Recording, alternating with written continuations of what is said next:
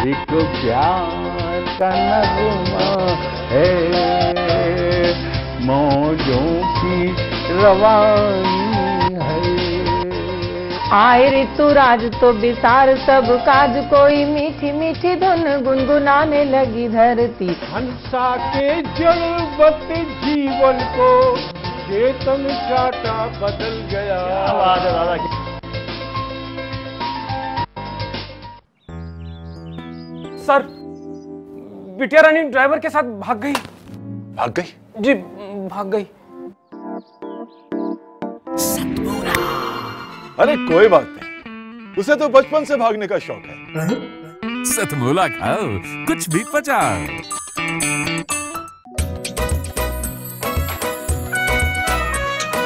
हर पल मस्ती और रंगीन विद सतमोला नमकीन, इससे बेटर है नथिंग। सतमोला नमकीन डिफरेंट टेस्ट है बेमिसाल, पनीर भुजिया भी कमाल, इसके टेस्ट के सब शौकीन। हाँ सतमोला नमकीन, सतमोला स्वीट्स एंड नमकीन, इससे बेटर है नथिंग।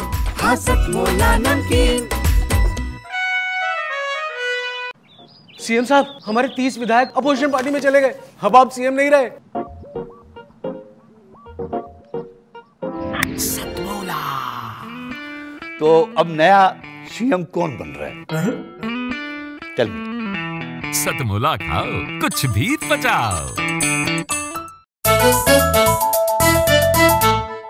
जितना जी में आए खाओ, बस खाते ही खाते जाओ। डरने की क्या बात है जब सतमोला साथ है। टेस्ट है इसका सबसे निराला, हर दिल पर जादू कर डाला। स्वाद स्वाद में जमकर खाया, सतमोला ने खूब बचाया। खाने से गलता है क्या? सतमोला। नमस्कार, सतमोला कवियों की चौपाल में आप सभी दर्शकों का मैं अभिनंदन करता हूं। सतमोला कवियों की चौपाल के लिए आज दुखद विषय है कि हमारे अखिल भारतीय साहित्य परिषद की वरिष्ठ उपाध्यक्षा, गोवा की पूर्व महामहिम राज्यपाल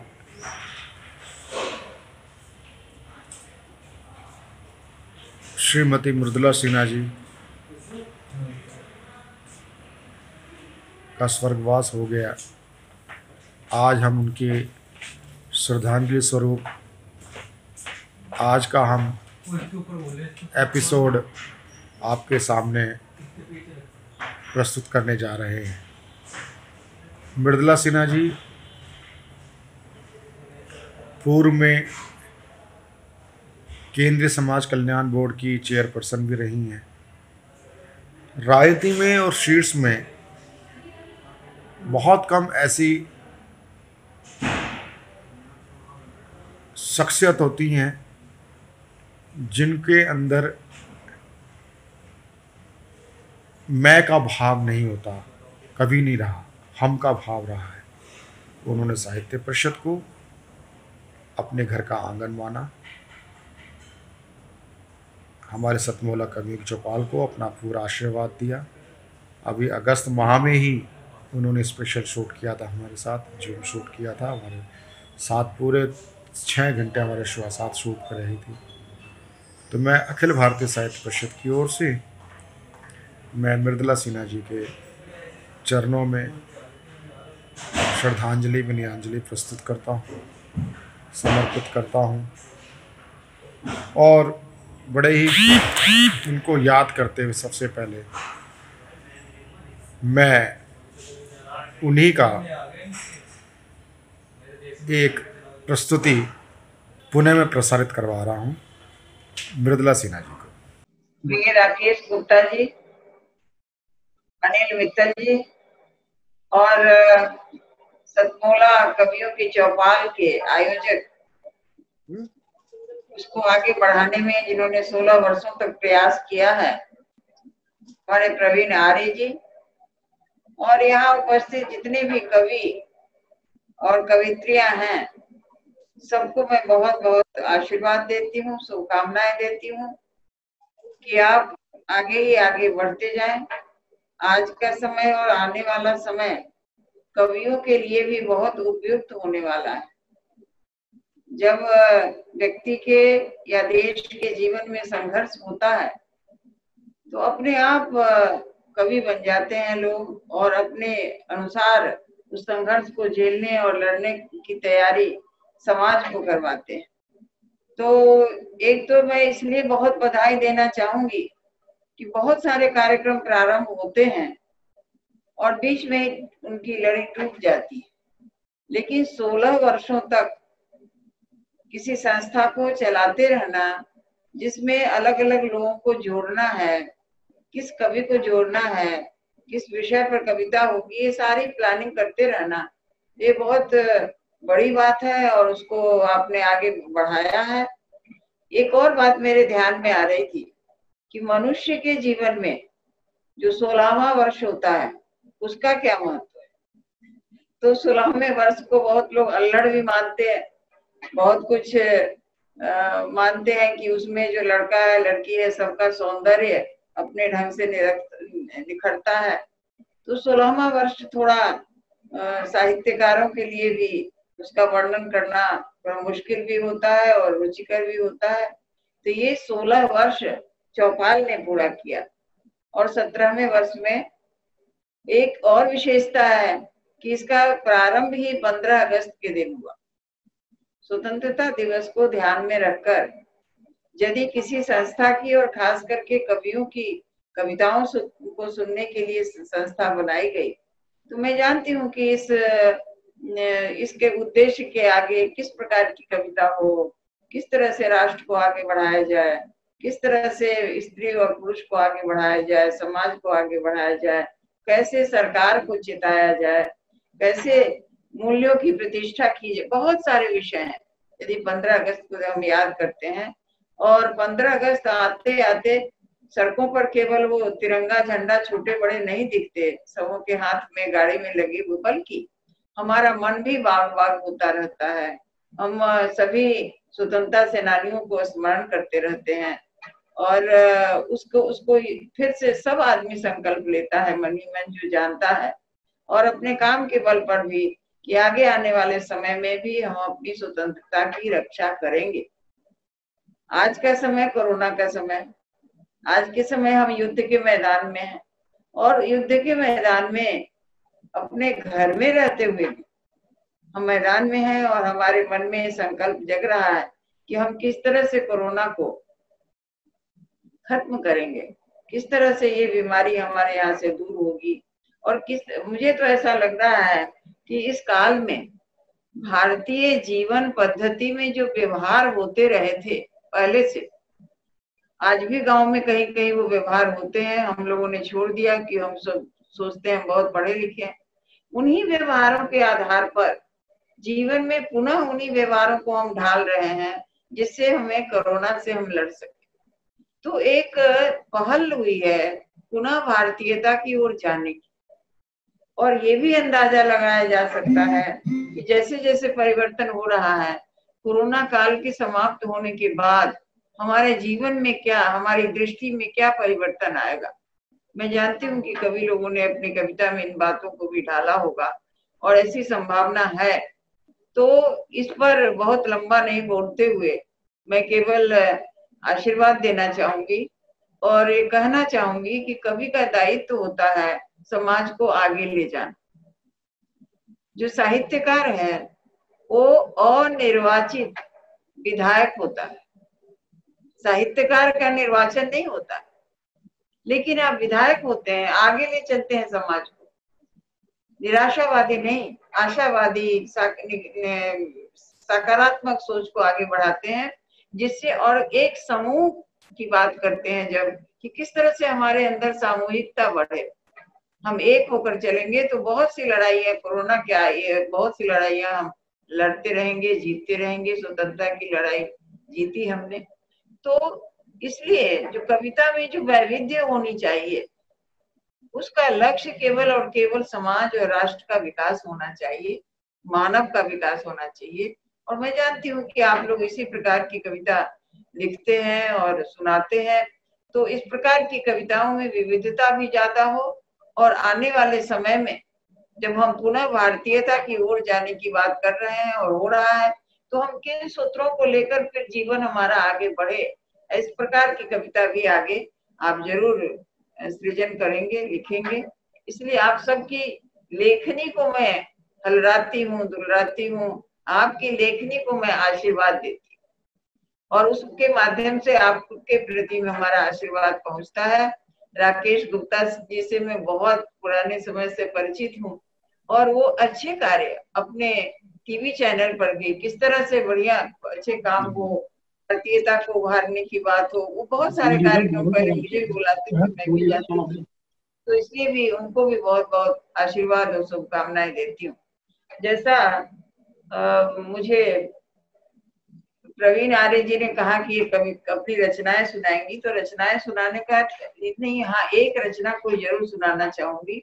मैं कविता बहुत कम मैंने लिखा है, लेकिन इसी तरह से आप कवियों के सामने तो सुनाना मेरे लिए बहुत मुश्किल हो जाता है। मेरी कविता, मैं उपन्यासकार हूँ। मैं और सागर, पहले भी देखा था सागर, सुबह शाम दिन और रात में, कुतूहल विश्वास आनंद भय बहुत कुछ दिया था सागर ने। उन सब से अलग थलग था वह, उन सब से अलग थलग था वह, किनारे बैठी हूं मैं और सामने वह, करतब दिखाता नन्हा शिशु है सब वह, करतब दिखाता नन्हा शिशु है वह, उछलता उछलता कूदता थकता कहाँ है वह, जैसे किसी बाग में स्निग्ध भाव लिए निहारती अपने शिशु की लीलाएं, मेरी बाहें अनायास बढ़ती हैं, अंक में भरना चाहती है सागर को, अंग दुखते टूटते होंगे उसके, अंग दुखते टूटते होंगे उसके, हलराऊं दुलराऊं सहलाऊं उसे, आहिस्ते लौट जाता है वो, आहिस्ते लौट जाता है वह, बहुत दूर चला जाता है। रात के अंधेरे में अक्सर अपना आंचल झाड़ती हूँ मैं, ममता भरी बाहें फैलाती हूँ, वहां कहाँ मिलता है सागर, मेरी पौत्री आंचल में छुपती है आकर, मेरी पौत्री आंचल में आती है छुपकर, सहलाती हूँ उसे मान कर सागर, सहलाती हूँ उसे मान कर सागर, आशीष है लेना तुम भी ऐसा आकार, समाये तेरी आंचल में मनु सागर, आशीष है लेना तुम भी ऐसा आकार, समाये तेरी आंचल में मनु सागर। ऐसा क्यों हुआ कि शिशु बना सागर, ऐसा क्यों हुआ कि शिशु बना सागर, वह मैं नहीं मेरी ममता थी, वह मैं नहीं मेरी ममता थी, मेरी नहीं धरती की बाहें थी, मेरी नहीं वो धरती की बाहें थी, ममता का आंचल जब विस्तार लेता है, ममता का आंचल जब विस्तार लेता है, अंक में सागर को भी छुपा लेता है, अंक में सागर को भी छुपा लेता है, और बेटी से बेटी फिर बेटी से ही, बेटी से बेटी और बेटी से ही बनता है सागर, गंगा यमुना कावेरी से ही बनता है सागर, गंगा यमुना कावेरी से ही बनता है सागर। मैं और सागर, पहले भी देखा था सागर, सुबह शाम दिन और रात में, कुतूहल विश्वास आनंद भय बहुत कुछ दिया था सागर ने। उन सब से अलग थलग था वह, उन सब से अलग थलग था वह, किनारे बैठी हूं मैं और सामने वह, करतब दिखाता नन्हा शिशु है सब वह, करतब दिखाता नन्हा शिशु है वह, उछलता उछलता कूदता थकता कहाँ है वह, जैसे किसी बाग में स्निग्ध भाव लिए निहारती अपने शिशु की लीलाएं, मेरी बाहें अनायास बढ़ती हैं, अंक में भरना चाहती है सागर को, अंग दुखते टूटते होंगे उसके, अंग दुखते टूटते होंगे उसके, हलराऊं दुलराऊं सहलाऊं उसे, आहिस्ते लौट जाता है वो, आहिस्ते लौट जाता है वह, बहुत दूर चला जाता है। रात के अंधेरे में अक्सर अपना आंचल झाड़ती हूँ मैं, ममता भरी बाहें फैलाती हूँ, वहां कहाँ मिलता है सागर।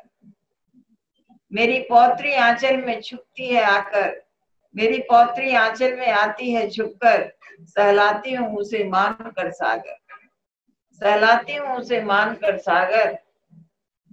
आशीष है लेना तुम भी ऐसा आकार, समाये तेरी आंचल में मनु सागर। आशीष है लेना तुम भी ऐसा आकार, समाये तेरी आंचल में मनु सागर। ऐसा क्यों हुआ कि शिशु बना सागर, ऐसा क्यों हुआ कि शिशु बना सागर। वह मैं नहीं मेरी ममता थी, वह मैं नहीं मेरी ममता थी, मेरी नहीं धरती की बाहें थी, मेरी नहीं वो धरती की बाहें थी। ममता का आंचल जब विस्तार लेता है, ममता का आंचल जब विस्तार लेता है, अंक में सागर को भी छुपा लेता है, अंक में सागर को भी छुपा लेता है। और बेटी से बेटी फिर बेटी से ही, बेटी से बेटी और बेटी से ही बनता है सागर। गंगा यमुना कावेरी से ही बनता है सागर, गंगा यमुना कावेरी से ही बनता है सागर। आपने सुना अभी दिवंगत पूर्व महामहिम राज्यपाल गोवा मृदुला सिन्हा जी को। मृदुला सिन्हा जी ने कभी भी अपनी उपस्थिति से किसी को निराश नहीं किया। उनके कारण कोई दुखी हो ऐसा भी वो जीवन भर प्रयास करती रही। वो किसी की माँ थी, किसी की बुआ थी, किसी की चाची थी, किसी की ताई थी, किसी की अम्मा जी थी, और मेरी तो दादी थी, मेरी दीदी थी। हर भैया दूज राखी पर उनका फ़ोन आया करता था। और कई ऐसे अनेक कवि मित्र और ऐसे कई साहित्यकार भी उनके साथ, उनके प्रगाढ़ संबंध थे।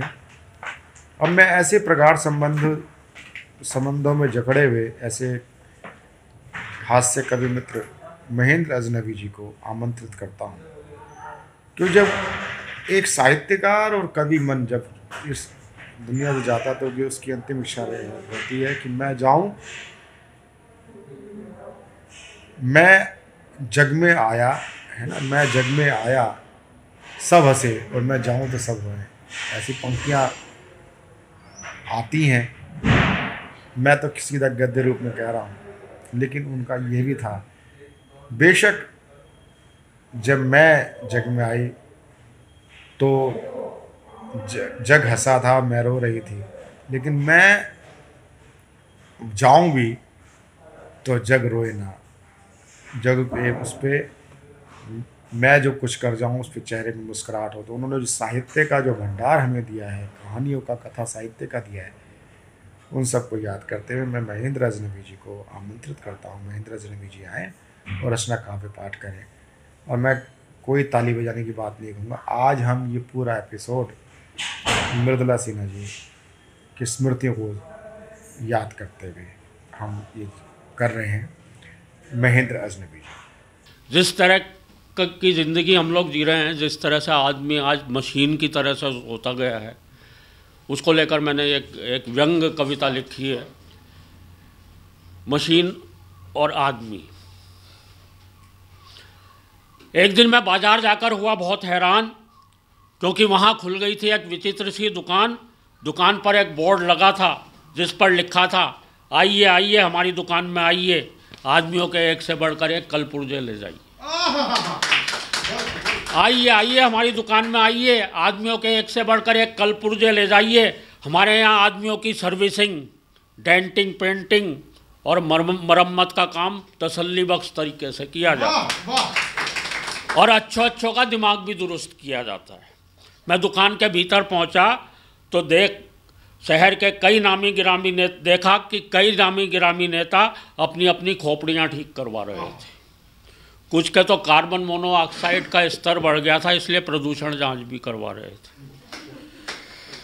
वहीं एक शोकेस में कुछ रेडीमेड खोपड़ियां रखी थी, सभी पर रेट लिस्ट लगी थी। लिखा था पत्रकार बुद्धिजीवी की खोपड़ी 500 रुपये, साथ में कवि की खोपड़ी फ्री। पत्रकार बुद्धिजीवी की खोपड़ी 500 रुपये, साथ में कवि की खोपड़ी फ्री। इंजीनियर डॉक्टर की खोपड़ी 5000 रुपये, IAS खोपड़ी 10,000 रुपये और नेताजी की खोपड़ी 5 लाख रुपये। मैंने कहा क्या नेताजी की खोपड़ी इतनी महंगी होती है? वह बोला हाँ, क्योंकि ये अनयूज्ड होती है।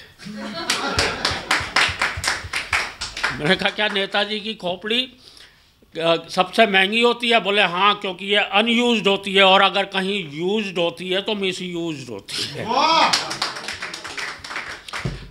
मैंने कहा पर यार ये नेताजी की खोपड़ी तो बड़ी डरी डरी है। दुकानदार बोला देखते नहीं हो, इसके आगे चुनाव आयुक्त की खोपड़ी रखी। आप तो ये खोपड़ी ले जाओ, इसे लगवाने से कर्जा मांगने की हिम्मत आती है, आदमी का स्वाभिमान नहीं गिरता है। हमारा वित्त मंत्री इसी ब्रांड की खोपड़ी लगवाए पूरी दुनिया में फिरता है। एक मैकेनिक ने जब एक छोटे से बच्चे के कंधे पर नट बोल्ट लगाए तो हम चकराए। मैकेनिक बोला भाई साहब इन कंधों के स्पेयर्स को बड़े बड़े शहरों के छोटे छोटे बच्चे लगवाते हैं और ये इतने मजबूत होते हैं कि 50 किलो तक का बस्ता आसानी से उठा के ले जाते हैं। और ये इतने मजबूत होते हैं कि 50 किलो तक का बस्ता आसानी से उठा के ले जाते हैं। और दोस्तों वहीं पड़ा था एक पेट जो कमर से चिपका था बड़ा अजीब सा। मैकेनिक ने बताया ये पेट है एक गरीब का, यह आज के ऊर्जा संकट में ईंधन की काफ़ी बचत करता है, सिर्फ 2 रोटी के सहारे चलता है। सिर्फ 2 रोटी के सहारे चलता है। इसकी एवरेज भी अच्छी है, 2 रोटी में 100 किलोमीटर। सर्दी गर्मी बरसात का इस पर कोई असर नहीं हो पाता है और चाहे बैटरी कितनी भी डाउन हो भाई साहब, ये हाफ किक में ही स्टार्ट हो जाता है। और कभी कभी तो रोटी ना मिलने, और इन पंक्तियों पर आपका ध्यान चाहता हूँ, कभी कभी तो रोटी ना मिलने पर और भी चमत्कार दिखाता है, यह बेचारा फाके के सहारे चल जाता है। और हमारे यहाँ के नेता तो और भी गजब ढा रहे हैं। पिछले 70 साल से इस गरीब के पेट को सिर्फ आश्वासनों के सहारे चला रहे हैं। अंत में वह दुकानदार मुझे एक अलमारी के पास लाया। अलमारी में रखी थी कुछ छोटी छोटी शीशियाँ जिन पर चिपकी थी छोटी छोटी चिप्पियाँ। दुकानदार बोला देखिए इस शीशी में ईमानदारी है, ये एक कोने में पड़ी सिसक रही है, इस शीशी में बेईमानी है, यह रोज़ाना धड़ल्ले से बिक रही है, और जिसका ख़त्म हो चुका जुनून है, इस भक्ति में वो ठंडा पड़ चुका खून है। इस शीशी में आंसू हैं जो आजकल आँखों में रहते नहीं हैं।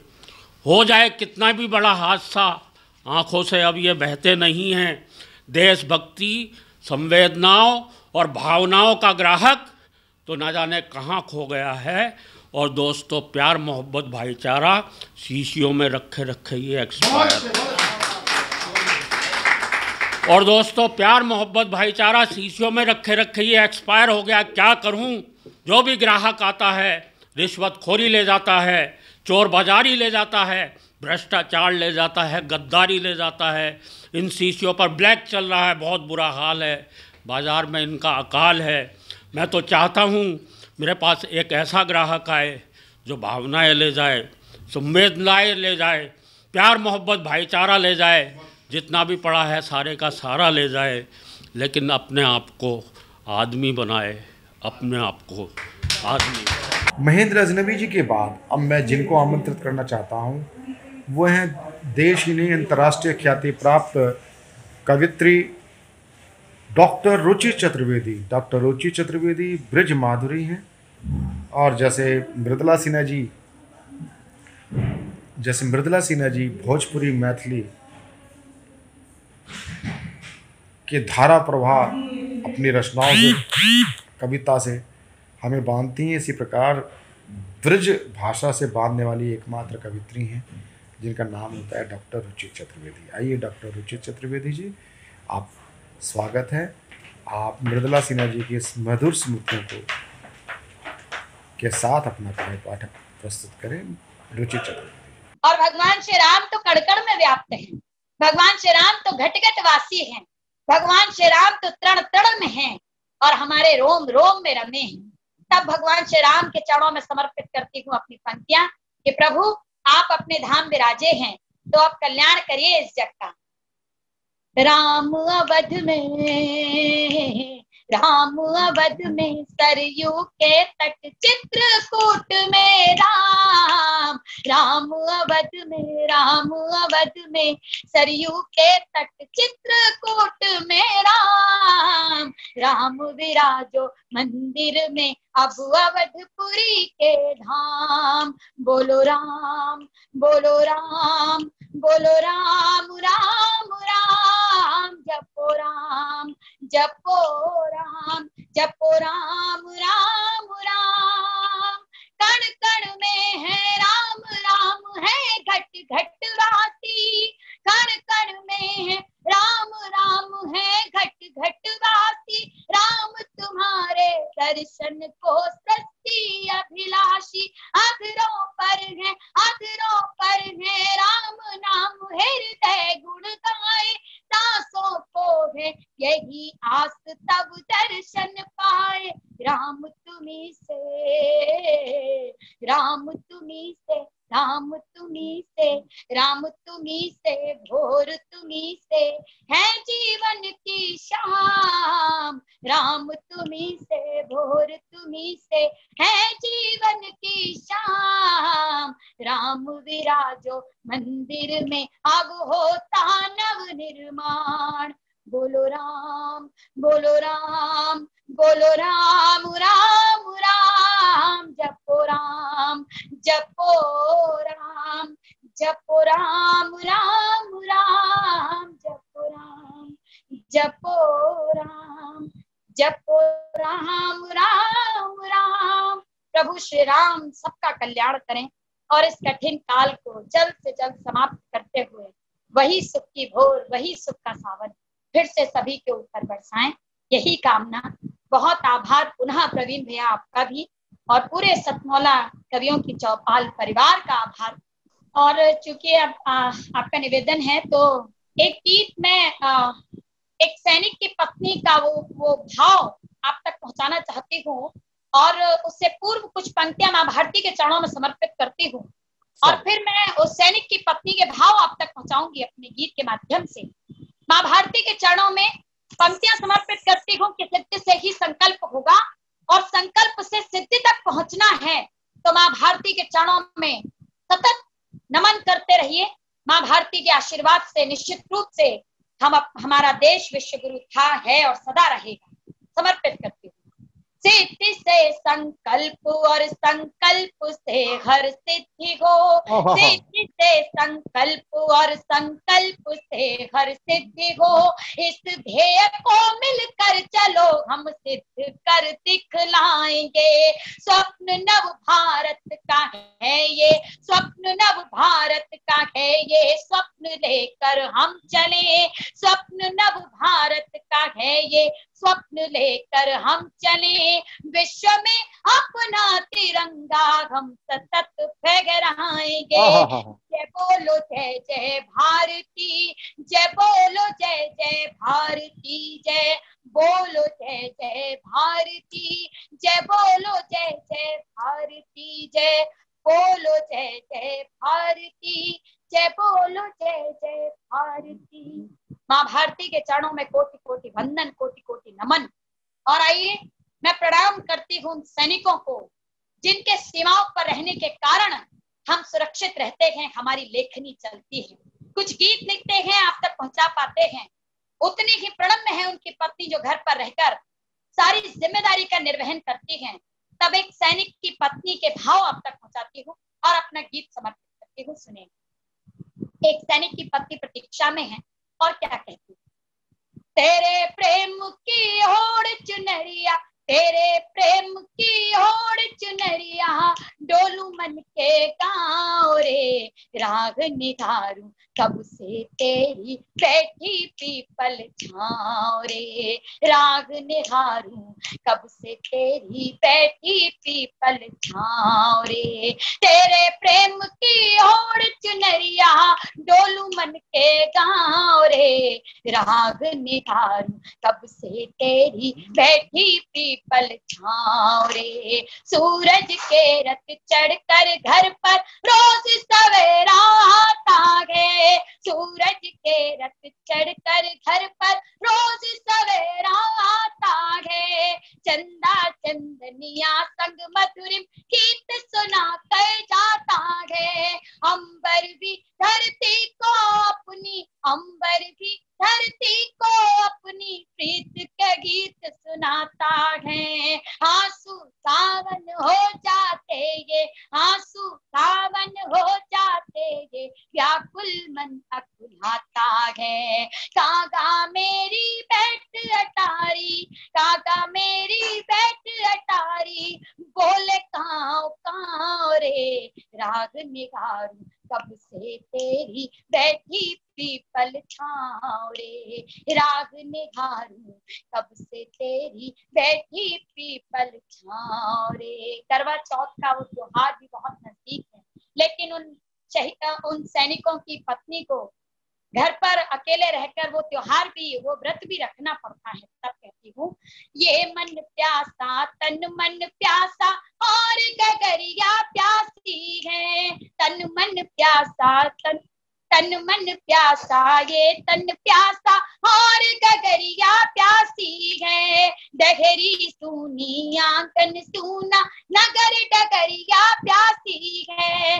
सजाए करवे तो घुरी सजनी, सजाए करवे तो घुरी सजनी, आज व्रती उपवासी है। मावस जैसी ही काली, मावस जैसी ही काली, मेरी तो पूरन मासी है। नैन दरस को प्यासे आजा, नैन दरस को प्यासे आजा, वही पुरानी ठाव रे।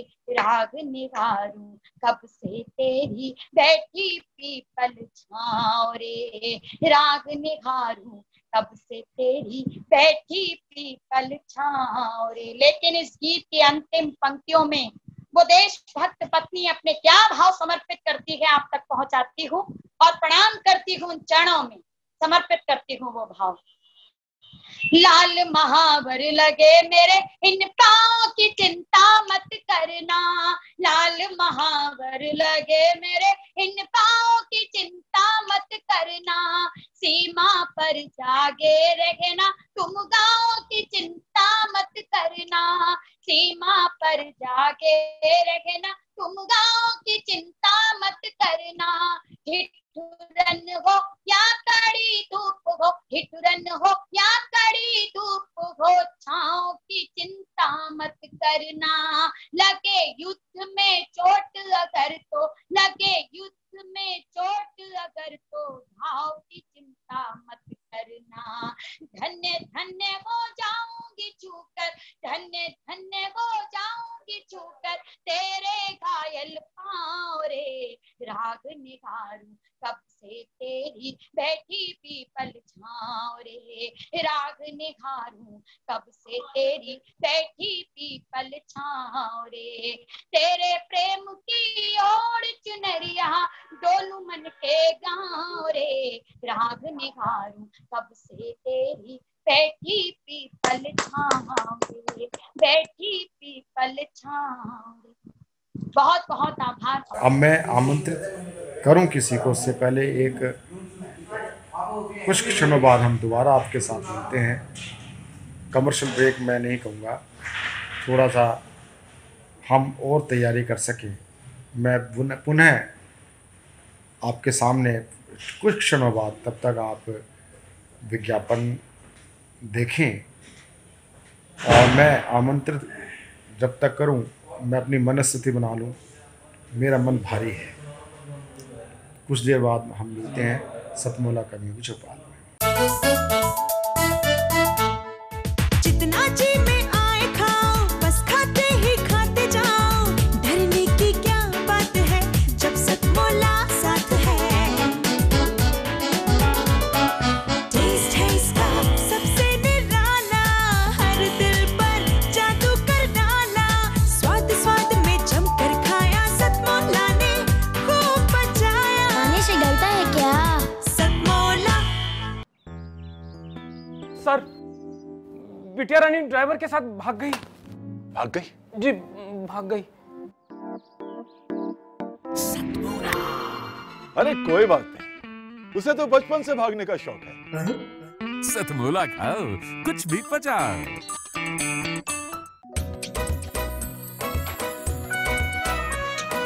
हर पल मस्ती और रंगीन विद सतमोला नमकीन, इससे बेटर है नथिंग। सतमोला नमकीन डिफरेंट टेस्ट है बेमिसाल, पनीर भुजिया भी कमाल, इसके टेस्ट के सब शौकीन। हाँ सतमोला नमकीन, सतमोला स्वीट्स एंड नमकीन, इससे बेटर है नथिंग। हाँ सतमोला नमकीन। सीएम साहब, हमारे 30 विधायक अपोजिशन पार्टी में चले गए। अब आप सीएम नहीं रहे।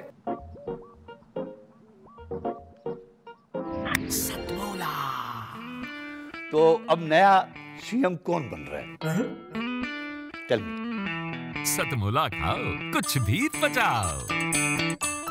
मृदुला सिन्हा जी की लाडली कवित्री, उर्दू कवित्री अन्ना दहलवी जी को, अन्ना दहलवी जी बहुत बड़ी उर्दू कवित्री हैं।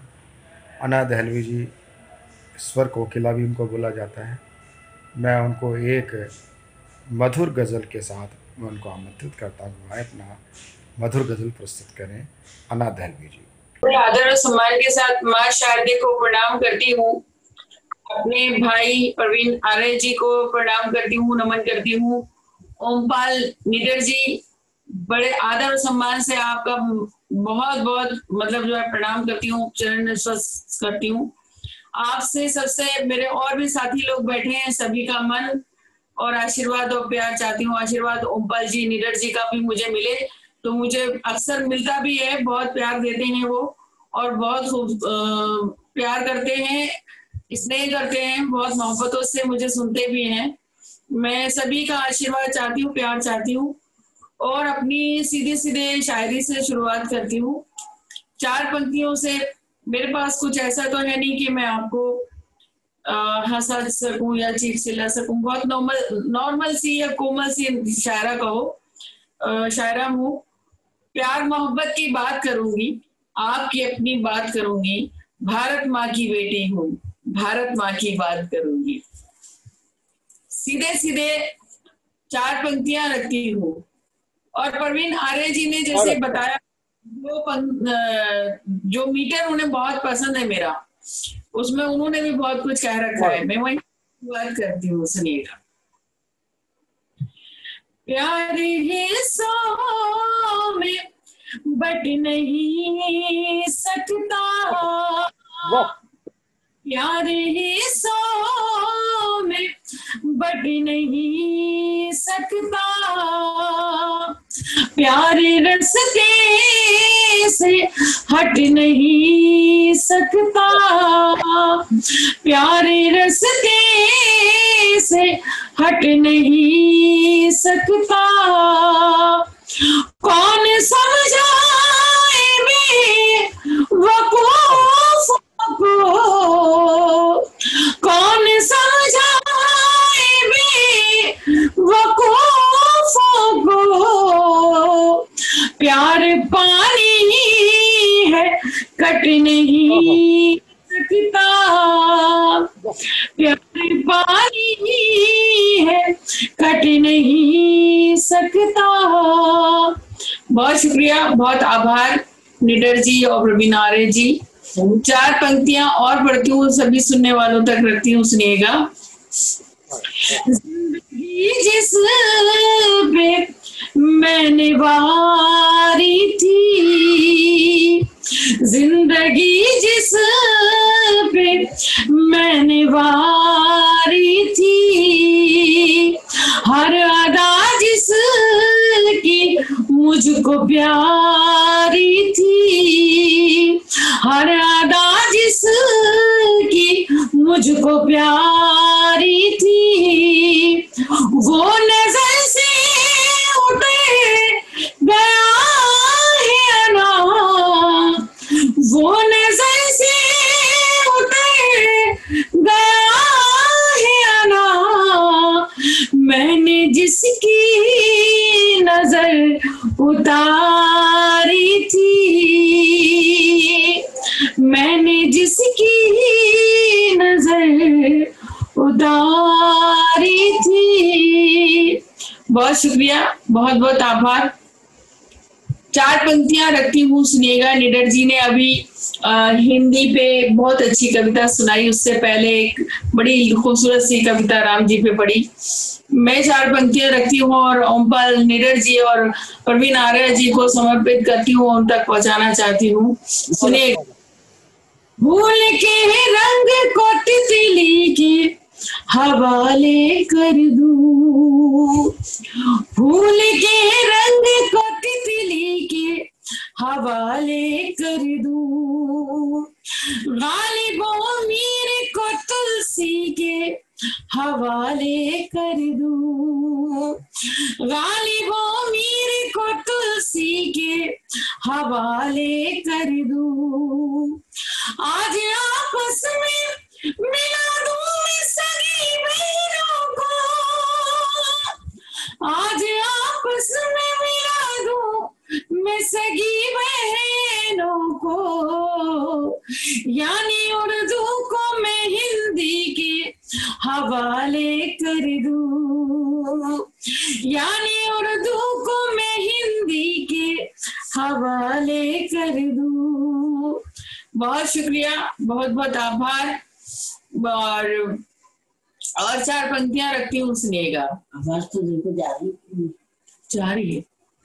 बेवफाई के हर एक दाग को धो जाऊंगी, बेवफाई के हर एक दाग को धो जाऊंगी, और वफादारी का आईना में हो जाऊंगी, और वफादारी का आईना में हो जाऊंगी।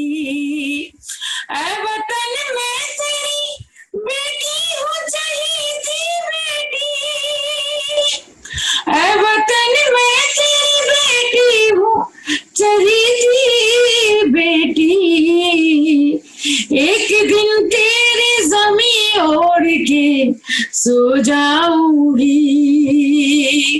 एक दिन तेरी ज़मीं ओढ़ के सो जाऊंगी। और 4 पंक्तियां निवेदित हैं, खासतौर पे पढ़ना चाहती हूँ और मेरे बहुत ही आदरणीय ओमपाल निडर जी को समर्पित करते हुए आप सब तक पहुंचाना चाहती हूँ। सुनिएगा।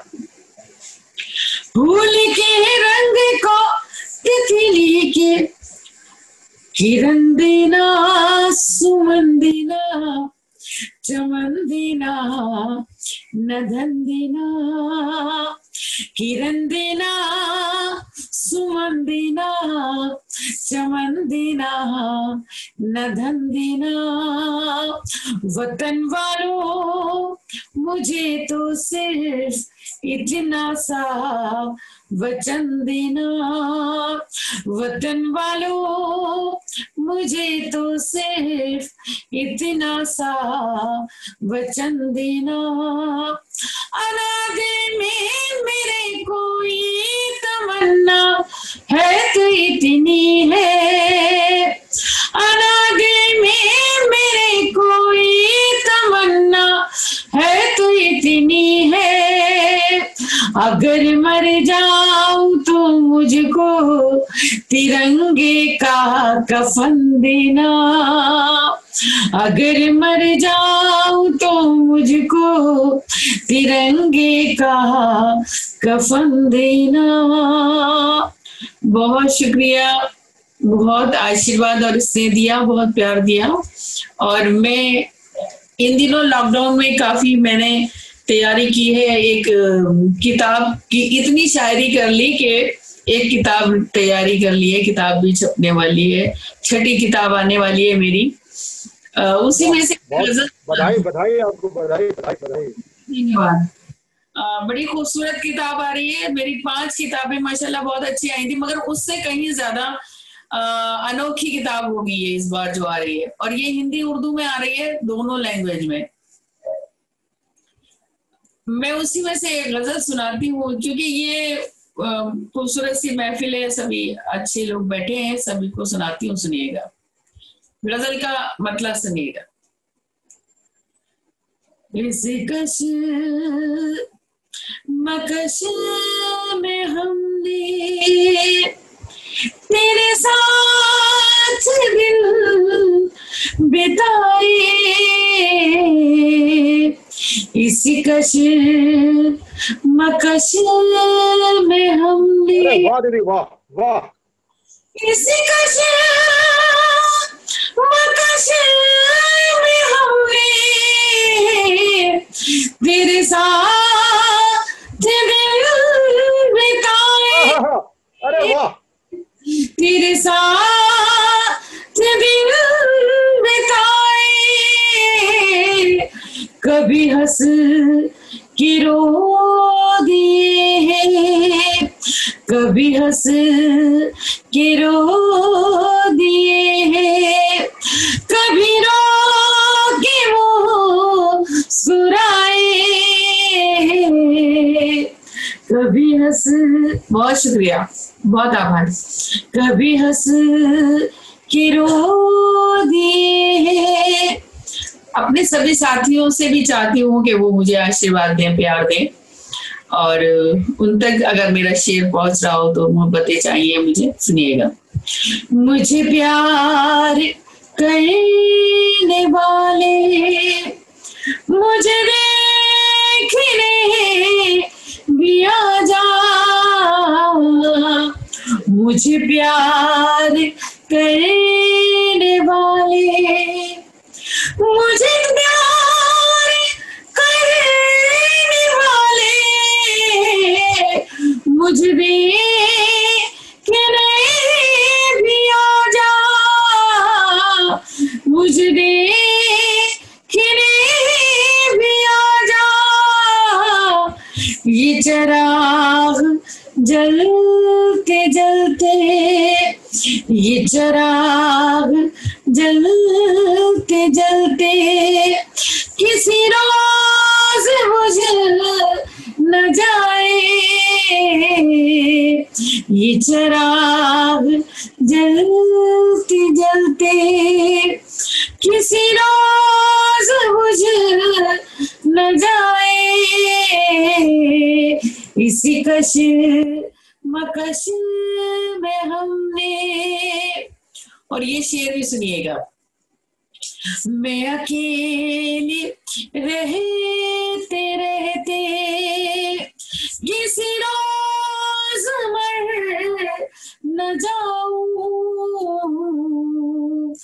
मैं अकेली रहते रहते, मैं अकेले रहते रहते किसी रोज मर न जाऊं, किसी रोज मर न जाऊं, जिन्हें दिल से चाहती थी, जिन्हें दिल से चाहती थी, वही हो गए पराए, जिन्हें दिल से चाहती थी। बहुत अच्छा लग रहा है ओमपाल निडर जी, आदरणीय, आप मुझे बहुत प्यार से सुन रहे हैं, मुझे बहुत अच्छा लग रहा है। बाकी सभी साथियों का भी साथ चाहती हूँ, सुनिएगा। गजल का बहुत खूबसूरत शेर है, समर्पित करना चाहती हूँ सभी को और नज़्म करना चाहती हूँ, सुनिएगा। हम दोनों जिंदगी के उस मोड़ पर खड़े थे,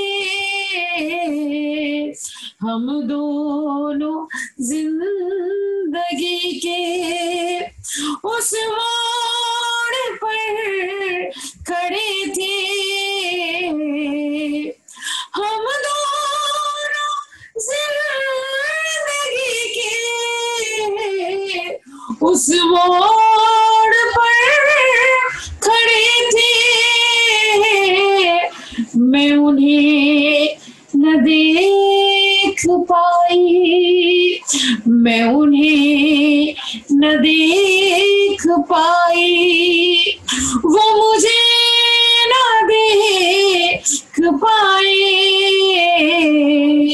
मैं उन्हें न देख पाई, वो मुझे न देख पाई। इसी कश्मकश में हमने, जो लोग शायरी समझते हैं वो ये जानते हैं कि गजल में मक्ता होता है, मक्ता जो होता है उसमें नाम आता है। मक्ता भी सुनिएगा और सभी का साथ चाहते हुए सुनिएगा। मेरे घर के बाम उधर भी, प्रवीण जी, मेरे घर के बाम उधर भी ऐना बदल न जाए। मेरे घर के बाम उधर भी, मेरे घर के बाम उधर भी ऐना बदल न जाए, ऐना बदल न जाए। मैं भटकती फिर रही हूँ, मैं भटकती फिर रही हूँ, कोई रास्ता दिखाए। मैं भटकती फिर रही हूँ, कोई रास्ता दिखाए। इसी कश्मकश में हमने तेरे साथ दिन बिताए। इसी कश्मकश में हमने कभी हंस के रो दिए हैं, कभी रो के मुँह सुराए। इसी कश्मकश में हमने। बहुत बहुत आभार। ये पूरा जो आज कार्यक्रम है मृदुला सिन्हा जी की स्मृतियों को समर्पित है। मृदुला सिन्हा जी के बाद अब मैं आमंत्रित करता हूँ एक और उर्दू कवि अरुण साहिब आबादी जी को। अरुण साहिब आबादी जी श्रेष्ठ कवियों में जिनका नाम होता है, मैं उनको आमंत्रित करता हूँ। अरुण साहिब आबादी जी आए, अपना रचना पाठ करें। हज़रात ग्रामी, मेरा नाम अरुण कुमार शर्मा है और मेरा तखल्लुस अरुण साहिब आबादी है। हिंदी के मुमताज़ शायर पद्मश्री गोपाल दास नीरज जी, वो मेरी शायरी के उस्ताद हैं। आज मैं एक गीत पेश करूँगा, उससे पहले कुछ क़तात मुलाहजा करें आप जो है। कुछ अरसा भाई को दे और कुछ अरसे तक खुद पहना कर, कुछ अरसा भाई को दे और कुछ अरसे तक खुद पहना कर, बंटवारा भी करना हो तो तू जेवर को मत तोड़ा कर। कुछ अरसा भाई को दे और कुछ अरसे तक खुद पहना कर, बंटवारा भी करना हो तो तू जेवर को मत तोड़ा कर।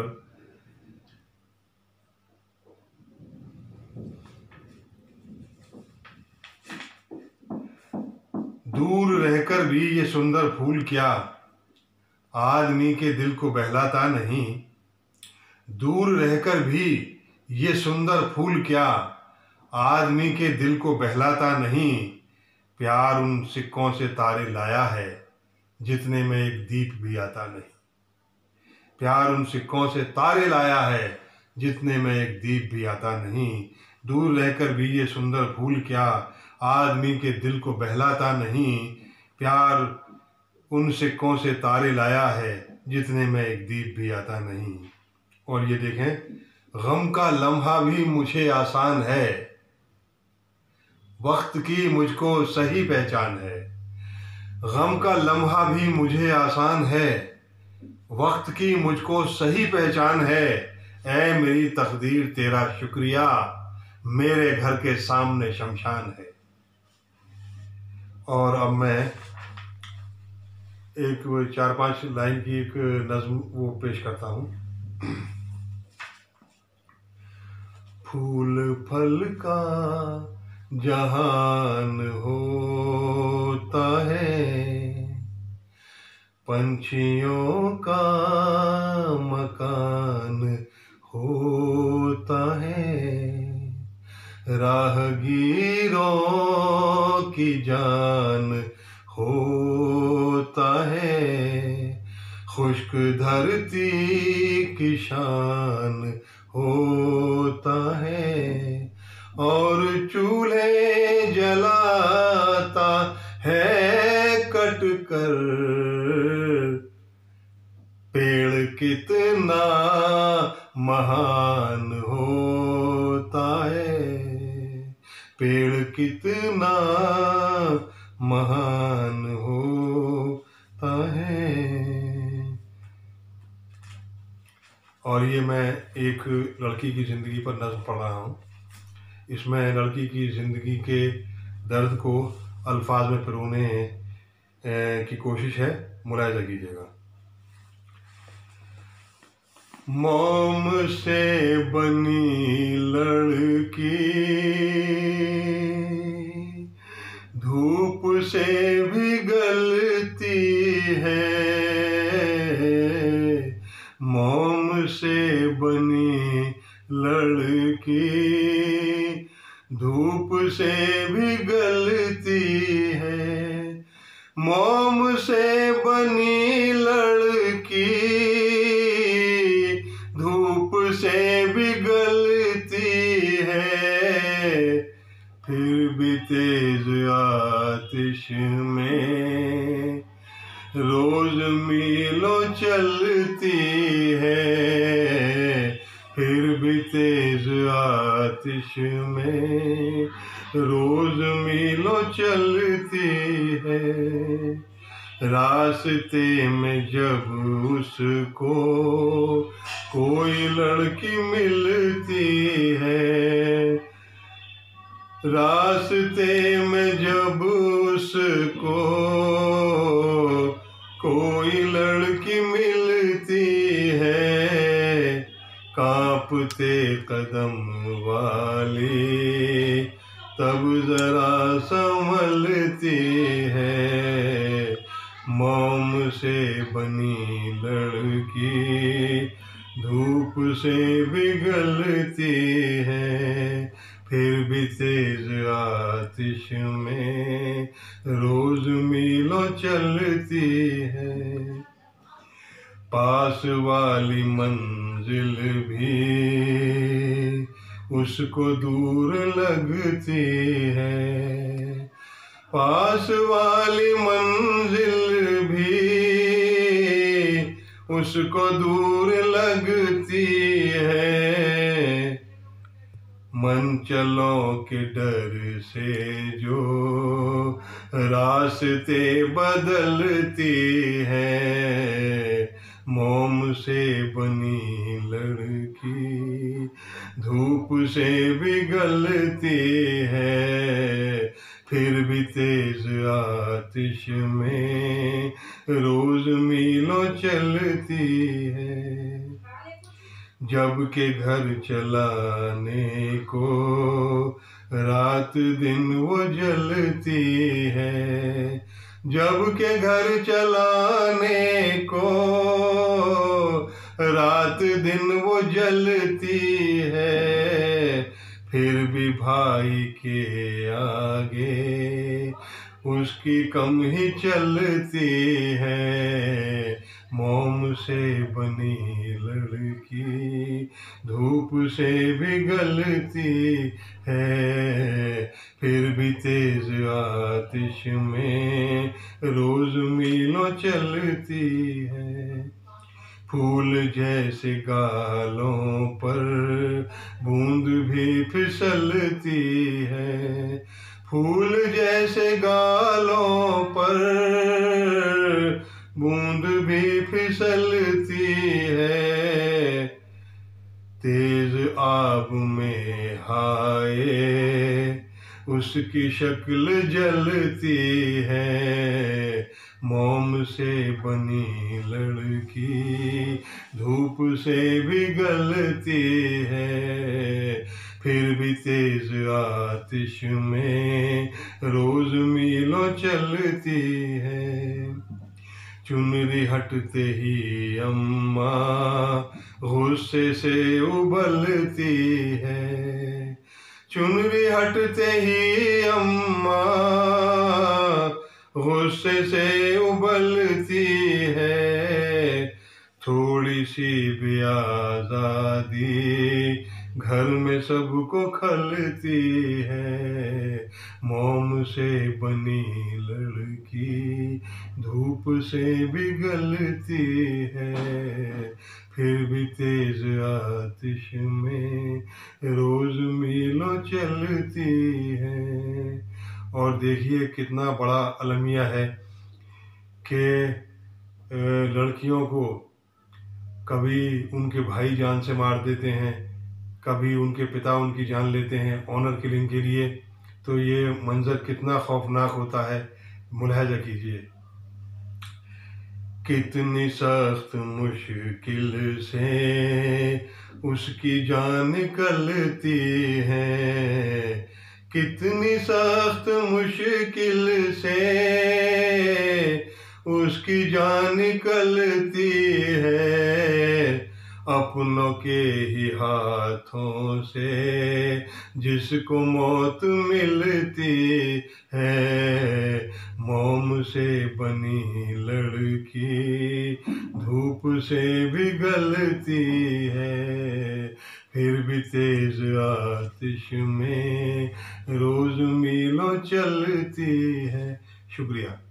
मृदुला सिन्हा एक ऐसा नाम जो कविता, गीत, कहानी, उपन्यास, सीता पुनी बोली बहुत बड़ा अपने आप में नाम रहा है। सीता पुनी बोली का, सीता पुनी बोली जब भी मैं इंटरनेशनल फिल्म फेस्टिवल गोवा का मैं प्रिव्यू कमेटी मेंबर हूँ इफ़ी का, जब भी मैं गोवा जाता था तो उनको जब पता होता था, क्योंकि मनोहर पर्रिकर जी तो अक्सर क्योंकि वो स्वास्थ्य लाभ ले रहे होते थे तो महामहिम राज्यपाल के नाते उन्हीं की भूमिका रहती थी मृदुला सिन्हा जी की, और उनको पता था कि मेरा छोटा भाई प्रिव्यू कमेटी मेंबर है, फिल्म प्रिव्यू कमेटी मेंबर है, तो वो मुझे लंच पर अपने यहाँ ही बुलाती थी। रोज़ मैं लंच उनके यहाँ ही राजभवन में किया करता और अपने हाथों से एक डिश तैयार करती थी, खुद की देती थी, और वो डिश होती थी दही और शहद। दही और शहद में मिला के मुझे खुद देते थे, भैया ये लो खाओ। ये प्रेम भाव था एक छोटे भाई के प्रति दीदी का। आज मैं उन्हीं के स्नेह को याद करते हुए मैं सूर्यम ठाकुर संजू को आमंत्रित करता हूं कि वह अपना रचना पाठ प्रस्तुत करें। संजय सूर्यम ठाकुर। मुझको ज्ञात नहीं है कि कैसे तुम्हें बुलाया जाए, तुम रूठे हो प्रियवर मेरे, कैसे तुम्हें मनाया जाए, इतना मुझको ज्ञात नहीं है कि कैसे तुम्हें बुलाया जाए। बंद पढ़ता हूं। किस कागज पर कौन लेखनी, किस कागज पर कौन लेखनी, कैसे शब्द चयन कर लूं मैं, किस कागज पर कौन लेखनी, कैसे शब्द चयन कर लूं मैं, किस अक्षर पर तुम रहते हो, किस अक्षर पर तुम रहते हो, उसको चूम चूम धर लूं मैं। बिन पाए हैं प्रियवर मेरे, कब तक साथ निभाया जाए। इतना मुझको ज्ञात नहीं है कि कैसे तुम्हें बुलाया जाए। एक बंद और पढ़ता हूं इसका। कब तक आंसू बहे याद में, कब तक आंसू बहे याद में, कब तक राह तुम्हारी देखें, कब तक राह तुम्हारी देखें, कब तक पूजे पाथर के बुत, कब तक चाह तुम्हारी देखें, कब तक चाह तुम्हारी देखें। जीवन के अंतिम पड़ाव पर कैसे समय बिताया जाए। इतना मुझको ज्ञात नहीं है कि कैसे तुम्हें मनाया जाए। इसका अंतिम बंद पढ़ता हूं। खेद नहीं, शुभ लाभ नहीं, खेद नहीं, शुभ लाभ नहीं, और न मन में कोई अभिलाषा। कोरा कागज कोरी चदरिया, कोरा कागज कोरी चदरिया, दो शब्दों की एक परिभाषा, दो शब्दों की एक परिभाषा। चंचल चित्त में मेरे प्रियवर, चंचल चित्त में चितवन मोरे, कैसे तुम्हें बिठाया जाए। इतना मुझको ज्ञात नहीं है कि कैसे तुम्हें बुलाया जाए, कि कैसे तुम्हें बुलाया जाए। आज बहुत ही उनकी स्मृतियों को मैंने संजोने का प्रयास किया, और आपको मैं जानकारी दे दूं कि 4 या 5 तारीख को हम मृदुला सिन्हा जी की स्मृति सभा रख रहे हैं इंद्रप्रस्थ साहित्य भारती की ओर से। आप सभी भी जूम पर, फेसबुक लाइव पर, साधना टीवी पर, ईश्वर टीवी पर सब पे ही प्रसारित होगी। उसका आपको हमारे सोशल मीडिया के माध्यम से आपको जानकारी मिल जाएगी। आप सभी उसमें सम्मिलित होकर श्रद्धांजलि सभा में आप शामिल हो सकते हैं। नमस्कार।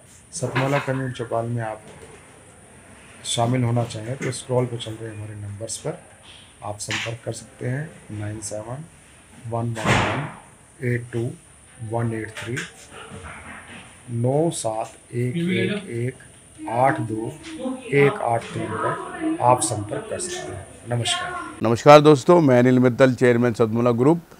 मैं जैसे आप सब लोग जानते हैं कि 2004 के अंदर मैंने सतमोला कवियों की चौपाल आरंभ करा परवीन आर्य जी के साथ मिलके। तो हमारा उद्देश्य दोस्तों यही था कि जो आज ये काव्य पाठ है, जो ये बुद्धिजीवी वर्ग जो ये सुंदर काव्य पाठ हम लोग करते हैं, तो वो धीरे धीरे आज के ज़माने में लुप्त ना होता जाए। जो आज मॉडर्नाइजेशन चल रहा है, जितना टीवी पे हम और भी चीज़ें बढ़ती जा रही हैं, तो ये ना हो कि हमारी पुरानी जो ये एक संस्कार थे, पुरानी सभ्यता थी, कविता पाठ था, वो धीरे धीरे ये लुप्त होता जा रहा था। तो इसीलिए हम दोनों ने मिलकर 2004 के अंदर सतमोला की कवियों की चौपाल आरंभ करी, जिसके अंदर हम ऐसा प्लेटफॉर्म देते रहे हैं जिसके अंदर नए से नए कवि जो भी कवि काव्य पाठ है उसमें करना चाहे उसका स्वागत करते हैं हम लोग, उन्हें मौका देते हैं नए नए कवियों को। और आप लोगों से यही निवेदन है कि जो भी चाहे आप पहली बार काव्य पाठ करते हैं तो आप सतमोला कवियों की चौपाल के प्लेटफॉर्म पर आएँ, आप लोगों का स्वागत है। उसके अंदर आप अपनी मौलिक कविताओं को सुनाएं, उनके अंदर जो भी कमी होगी तो हमारे पुराने जो एक्सपीरियंस कवि हैं वो उनको सुधारेंगे और आपको और इम्प्रूव करने की कोशिश करेंगे। आपसे निवेदन है कि सतमोला कवियों की चौपाल में आएँ और अपना काव्य पाठ करें। सतमोला कवियों की इस चौपाल में जितने भी कवि बंधु, साहित्यकार बंधु आज यहाँ आए हैं, मैं उनको उनका अभिवादन करता हूँ, उनको नमन करता हूँ। परवीन आर्य जी का ये जो प्रयास, सुंदर प्रयास सतत वर्षों से चल रहा है, मैं इसका एक साक्षी हूँ। नवअंकुर कवियों को जो ये मंच सतमोला कवियों की ये चौपाल जो प्रस्तुत करती है, ये बहुत सराहनीय और प्रशंसनीय प्रयास है। आज के इस कार्यक्रम में मैं उपस्थित रहा।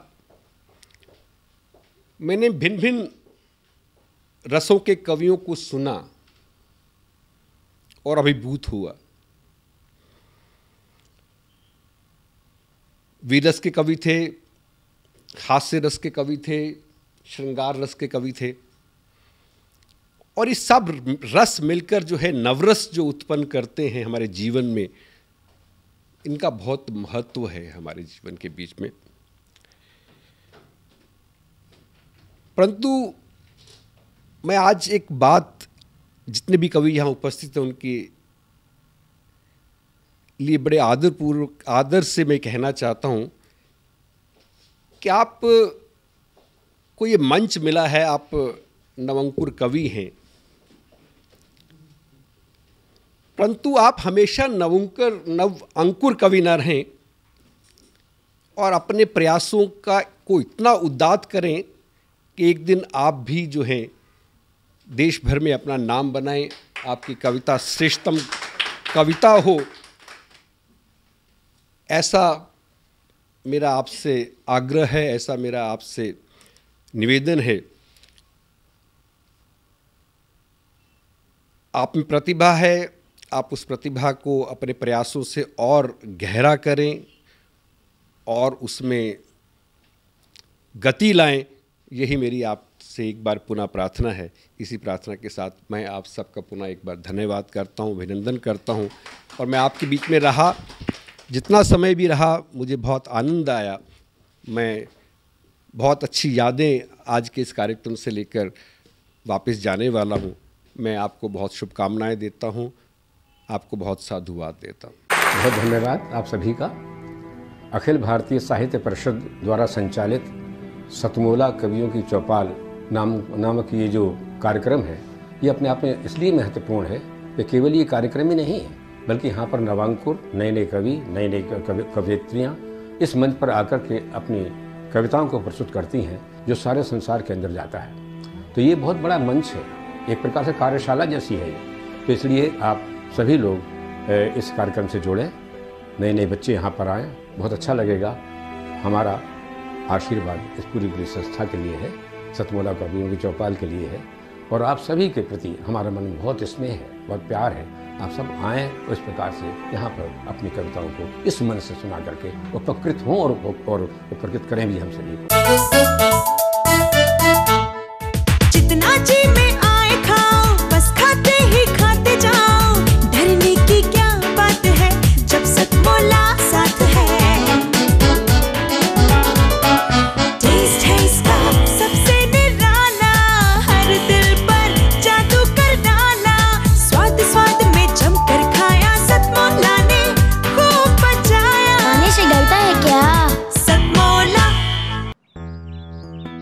सर, बिटिया रानी ड्राइवर के साथ भाग गई।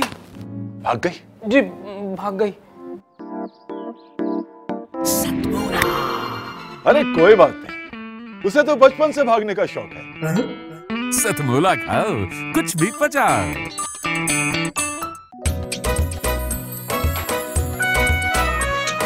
हर पल मस्ती और रंगीन विद सतमोला नमकीन, इससे बेटर है नथिंग। सतमोला नमकीन डिफरेंट टेस्ट है बेमिसाल, पनीर भुजिया भी कमाल, इसके टेस्ट के सब शौकीन। हाँ सतमोला नमकीन, सतमोला स्वीट्स एंड नमकीन, इससे बेटर है नथिंग। हाँ सतमोला नमकीन। सीएम साहब, हमारे 30 विधायक अपोजिशन पार्टी में चले गए। अब आप सीएम नहीं रहे। सतमोला। तो अब नया सीएम कौन बन रहा है? चल सतमोला खाओ, कुछ भी पचाओ।